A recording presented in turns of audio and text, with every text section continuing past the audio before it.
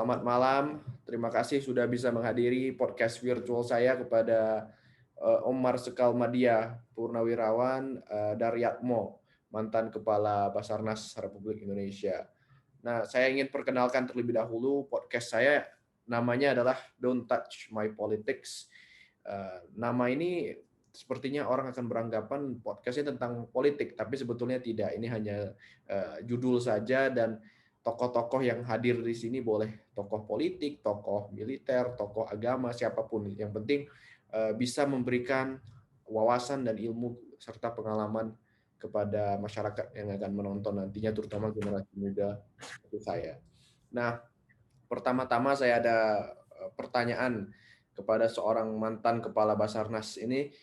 Kira-kira apa pengalaman yang paling tidak terlupakan pada saat menjabat sebagai Kepala Basarnas Republik Indonesia? Baik, terima kasih Dimas Kurniawan. Terima kasih atas kesempatan yang diberikan kepada saya untuk bisa bertatap muka lewat podcastnya Dik Kurniawan tadi. Kalau tidak salah namanya adalah Don't Touch My Politics ya gitu ya. Yes. Itu. Terus kemudian yang kedua, barangkali saya juga merasa perlu menyampaikan apresiasi kepada Anda sebagai tokoh muda sekali, sudah memiliki visi yang amat luar biasa, visi kebangsaan, kemudian visi geopolitik. Terlihat, saya lihat di videonya atau di YouTube itu telah berhasil mewawancarai beberapa tokoh penting, terutama Pak Mahathir Mohamad yang sungguh menginspirasi. Ya, betul. Jadi saya sebagai orang tua lah gitu yang merasa senang dan bangga kepada Anda. Semoga ini menginspirasi para tokoh-tokoh muda yang lain. Amin. Baik, kita kembali ke pertanyaan tadi itu, apa yang paling berkesan begitu ya selama saya aktif di dinas keprajuritan, terutama pada saya menjabat sebagai Kabasarnas. Tentu saja begini Dimas, kalau di Basarnas itu misi-misinya bersentuhan dengan kemanusiaan. Betul. Sehingga hampir seluruh misi yang kita lakukan itu sangat berkesan karena terkait dengan masalah manusia dan khususnya masalah jiwa manusia. Secara khusus barangkali selama saya bertugas di Basarnas itu yang paling mengesankan yang pertama adalah ketika saya melaksanakan operasi Search and Rescue di kecelakaan pesawat Sukhoi Superjet 100 di Gunung Salak ketika itu. Tempatnya barangkali tidak terlalu jauh dari Jakarta gitu ya. Tapi medannya sangat sulit sekali karena berada di ketinggian, kalau tidak salah ketinggiannya di ketinggian 8.000-an kaki lah begitu. Terus kemudian terjal sekali, sementara yang mengalami musibah itu adalah pesawat asing ya, pesawat Superjet 100 Sukhoi dari Rusia. Saya tidak bisa membayangkan kalau seandainya itu tidak bisa ketemukan atau tidak bisa teridentifikasi gitu ya. Tapi alhamdulillah misi itu berjalan dengan baik. Sebanyak 45 orang yang mengalami kecelakaan itu bisa ditemukan dan bisa teridentifikasi semua. Ya, dengan kecelakaan yang menurut hemat saya hentakan yang cukup keras antara pesawat dengan gunung Salaknya itu sendiri. Itu cukup keras, kemudian juga para korban yang dievakuasi pun juga berada di ketinggian yang sangat tinggi, berada di semak-semak yang barangkali tidak terlalu mudah. Tetapi dengan semangat kita, para rescuer, para elemen-elemen yang terlibat, baik itu masyarakat, kemudian TNI Polri, kemudian Basarnas sendiri kerjasama dengan baik, semuanya bisa kita lakukan dengan baik, dan itu yang mengesankan saya. Kemudian yang kedua, juga ketika jembatan di Kalimantan Timur, di mana itu Kalimantan Timur putus itu malam-malam saya dipanggil oleh salah satu pejabat untuk segera melaksanakan operasi SAR, meskipun tidak diperintah pun saya pasti berangkat. Tetapi ada penekanan-penekanan. Kemudian jam 6 pagi saya sudah sampai di Kutai Kartanegara ya. Sesampai di sana kami melaksanakan operasi SAR, tetapi memang meskipun itu sungai, ternyata tantangannya cukup berat karena arus sungai yang berada di bawah itu sangat keras sekali. Sehingga saya sedih sekali, saya tidak bisa menemukan semuanya korban, karena memang kendalanya cukup berat, yaitu arusnya cukup dalam, kemudian juga airnya sangat bercampur lumpur begitu. Kemudian yang ketiga di daerahnya Dimas itu, ya di Sumatera Utara, ketika saya melaksanakan operasi search and rescue, pesawat Kasa yang jatuh di Gunung Ubaro. Di situ saya terbang sendiri dengan tantangan angin yang sangat keras sekali. Kemudian juga para keluarga korban yang berada di sekitarnya, sehingga kita maklum keluarga korban ingin segera menemukan keluarganya yang menjadi korban gitu ya. Tetapi kendala kita juga tidak sangat berat karena berada di ketinggian, lalu angin yang sangat keras. Tapi lagi-lagi saya katakan dengan segala kesulitan yang ada kita diberikan jalan sehingga semua itu bisa berjalan dengan baik dan semuanya bisa kita ketemukan, kita evakuasi dengan baik.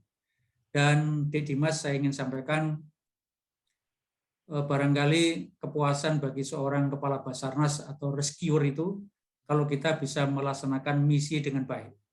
Terutama kita bisa menemukan korban, kita bisa mengevakuasi korban dengan baik. Syukur-syukur kalau korban bisa selamat.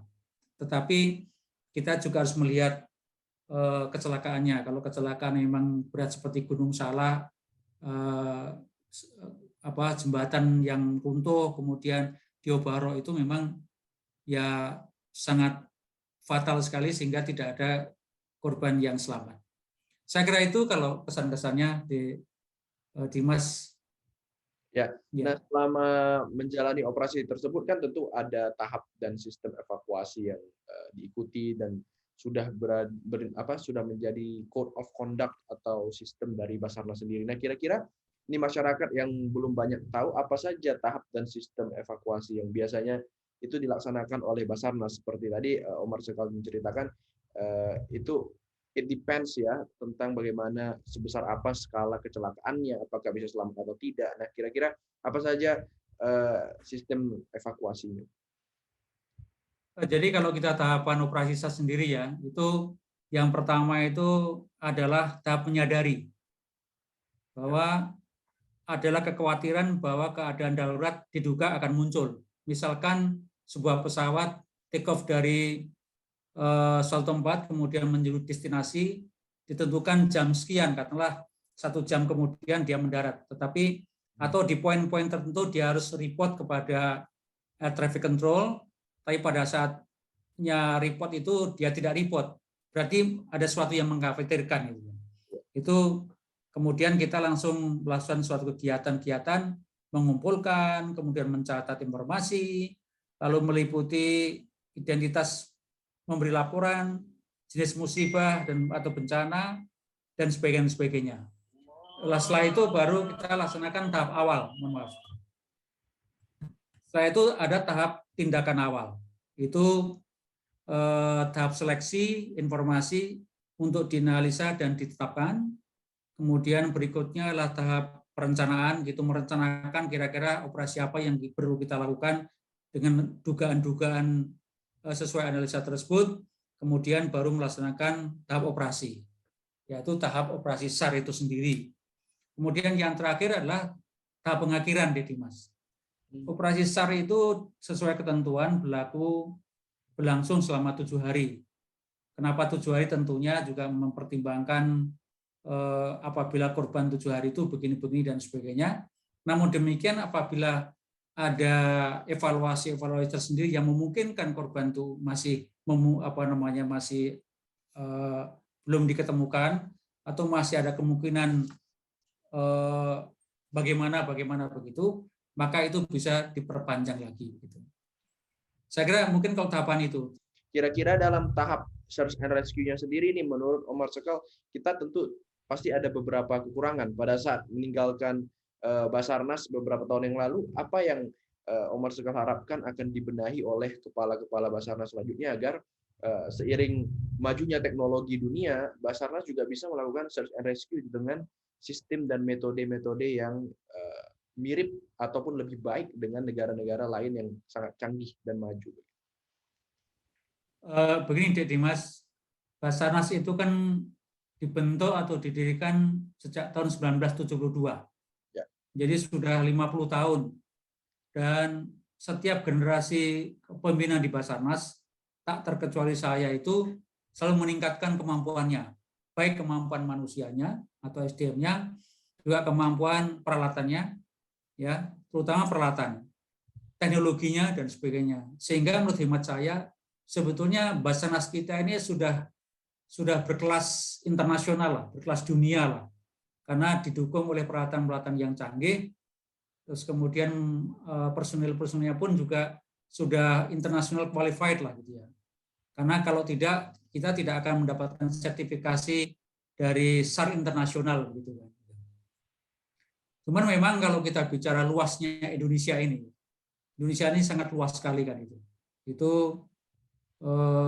hampir sama dengan luasnya Eropa meskipun tidak sama lah begitu. Itu kalau kita ideal kembali kepada tugas konstitusi tadi itu melindungi segenap bangsa, memang harus dibagi dalam wilayah-wilayah, Dimas. Wilayah barat katakanlah mungkin ada di Medan, Sumatera Utara sana, yang di situ sudah stasioner peralatan atau helikopter yang canggih, dilengkapi dengan peralatan-peralatan yang lengkap, kemudian juga kapal dengan ukuran tertentu, diperlengkapi juga peralatan lengkap. Kemudian Indonesia bagian tengah di Jakarta katakanlah begitu, kemudian Indonesia bagian timur. Apalagi Indonesia bagian timur itu culture-nya atau kebiasaan masyarakat transportasi itu menggunakan kapal laut. Begitu kan gitu.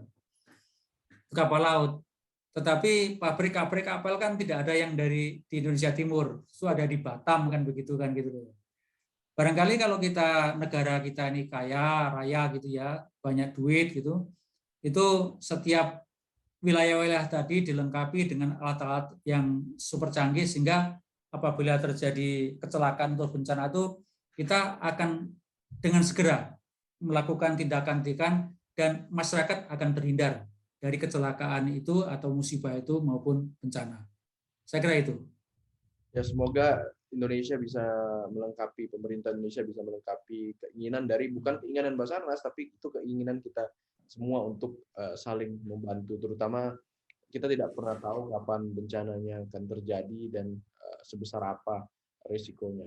Nah, dan saya tambahkan Dimas, jadi sebetulnya kalau kita bicara kemanusiaan itu ya regardless race, religion, belief and so on lah begitu ya. Itu. Jadi kalau kita terjadi suatu kecelakaan musibah bencana, terutama bencana transportasi sama bencana transportasi yaitu transportasi udara maupun transportasi laut itu kita kerjasama dengan negara-negara lain. Di Australia itu ada namanya AMSA, Australian Maritime Safety Authority, kan? Itu kita selalu bekerja sama Australia untuk saling memberikan informasi.